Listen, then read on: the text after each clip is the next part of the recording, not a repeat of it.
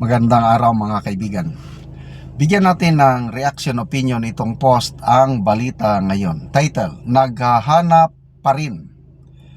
Marcos patuloy sa paghanap ng alternatibong supply. Anong klaseng supply? Supply ng pwedeng langis, pulbo, o pagkain.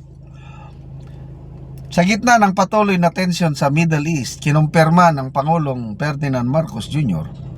na naghahanap pa rin ang pamahalaan ng alternatibong mapagkukunan ng langis upang masiguro ang tuloy-tuloy na supply sa bansa. Sa kanyang pagbisita sa Bataan, sinabi ng Pangulo na kahit may kasalukuyang stock ang Pilipinas, hindi ito sapat upang maging kampante sa harap at ng hindi tiyak na sitwasyon sa pandaigdigang merkado. Sabi niya, kahit may stock tayo, patuloy ang paghahanap ng Pilipinas dahil kumukuha talaga tayo sa Middle East. Naghahanap tayo ng alternative sources ng langis. Ayon sa Pangulo, nakikipag-ugnayan ng gobyerno sa iba't ibang bansa upang matiyak na hindi mapuputol ang supply, lalo na kung lalala pa ang sigalot sa rehiyon. Dumating ang pahayag na ito habang patuloy ang pagtaas ng presyo ng langis sa pandaigdigang merkado, isang epekto ng lumalalang tensyon sa Middle East na may direktang epekto sa presyo ng pamasahe, bilihin at kabuuang inflation sa bansa. Okay, so ang unang tanong dyan is, yung stock natin ngayon, hanggang kailan? Nasabi ng Pangulo, we are in good shape. Kailang, how many days or months? Pag nagsalita ang Pangulo, I'm sorry parang hindi na ako maniwala. Mas maniwala ko doon sa gasoline supervisor. Yung cum laude, college graduate, nakalimutan kong pangalan, yung sa Sambuanga in interview. Sabi niya, hanggang April 15 na lang ang supply natin. So, ibig sabihin, March 9, isang buwan lang mauubos na. So, yun ang sinasabi ng Pangulo na we are in good shape for 1 month. But after 1 month, what's next? Naghahanap. Saan sila maghanap? Halos 100% sa ating fuel needs galing sa Middle East, Saudi Arabia, Iraq, UAE, Kuwait ba yan? Yan, nandun. At lahat yan dumadaan sa Strait of Hormuz.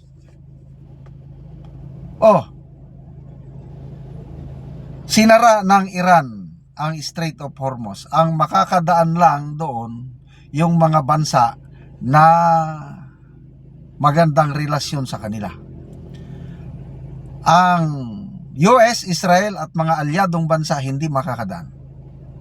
Tayo, alyado ba tayo ng Amerika?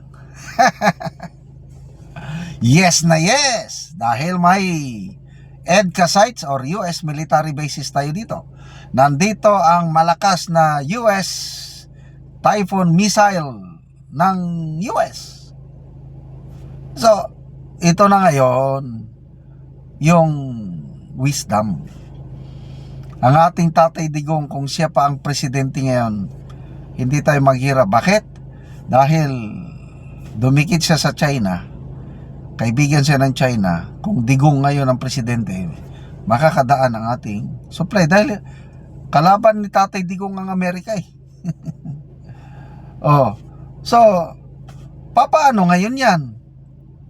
Ang sinasabi nilang alternate source is Russia. Ang layong panggagalingan. Russia, nasa tuktok ng globe Saan dadaan? I don't know. Magkano naman ang presyo? Baka mahal din. Ang masama nito, sana hindi mangyari. Dahil ang China at ang Russia, dikit yan.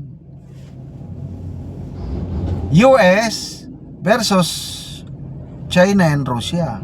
Ang Pilipinas nakadikit sa US.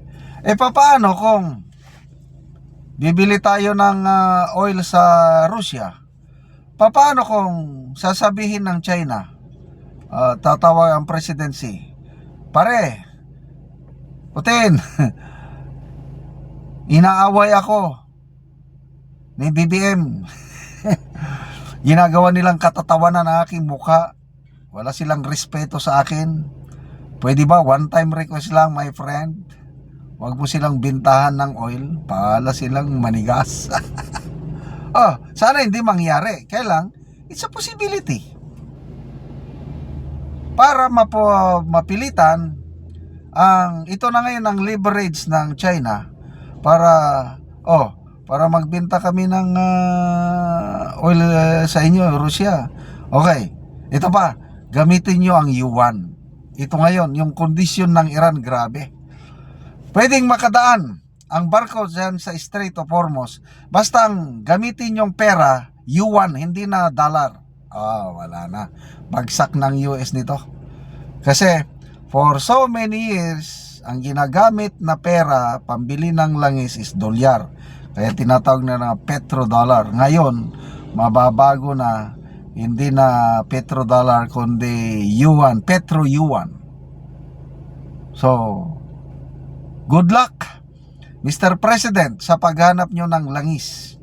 Sana may mahanap kayo, kailang kung wala, di wala. Anong mangyari sa atin? Magtipid, yes. Magtipid.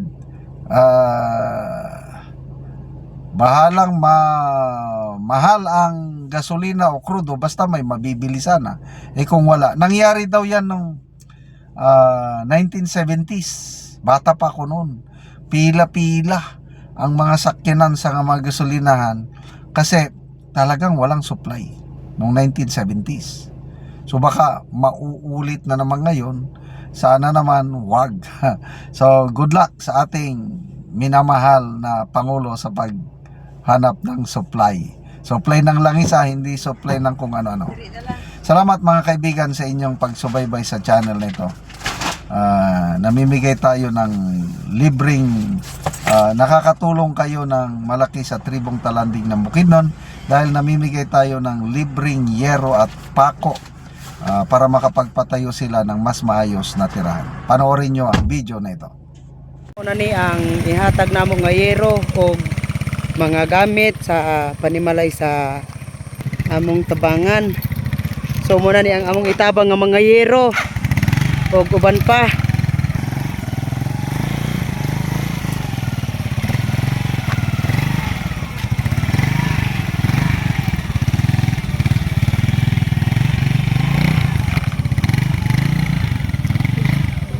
Karon abot magyod.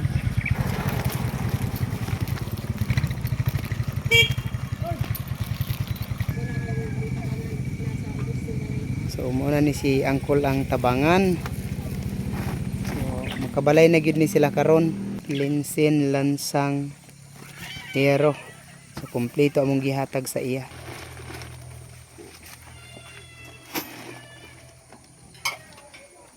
Bawa na yan.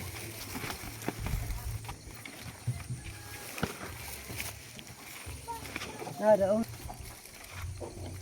Nama gichikin dia.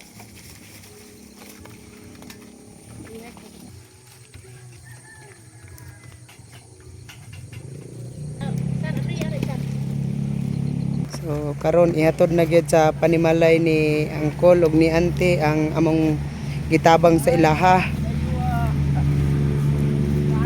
So makabalay na sila og doon na pod may gihatag nga mga makatabang sa ilaha nga para sa ilang kahimtang. Payag.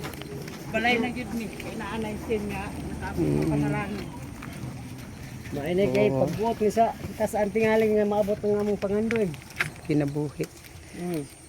So sa mo lang pangkamot wala di mahimo. sumuna ni ang hitsura sa mao nga panimalay ilang Angkol ug Ante nga gitagaan sila og tabang tungod sa ilang kalisod.